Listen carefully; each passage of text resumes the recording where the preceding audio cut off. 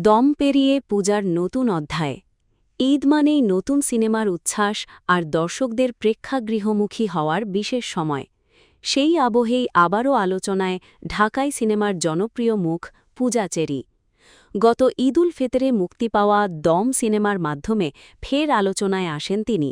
Action ও আবেগঘন এই সিনেমাটি মিশ্র প্রতিক্রিয়া পেলেও পূজার পর্দা উপস্থিতি ও অভিনয়ে প্রশংসিত হয়েছে।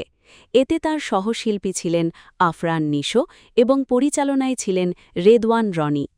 এই সময়ে ব্যক্তিগত জীবনের কিছু জটিলতা তার জন্য চ্যালেঞ্জ হয়ে দাঁড়ালেও তিনি কাজের প্রতি মনোযোগ ধরে রাখেন, যা তাকে একজন পরিশ্রমী শিল্পী হিসাবে আলাদা করেছে। এবার আসন্ন ঈদ উল আজহায় মুক্তি পেতে যাচ্ছে তার নতুন সিনেমা নাক ফুলের কাব্য। এতে পূজাকে ভিন্ন এক চরিত্রে দেখা যাবে, যা তার অভিনয়ের নতুন দিক তুলে ধরবে বলে আশা করা হচ্ছে।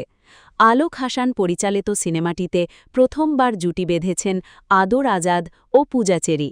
বেঙ্গল মাল্টিমিডিয়ার প্রযোজনায় নির্মিত এই সিনেমার গল্প ও সংলাপ লিখেছেন ফেরারি ফরহাদ।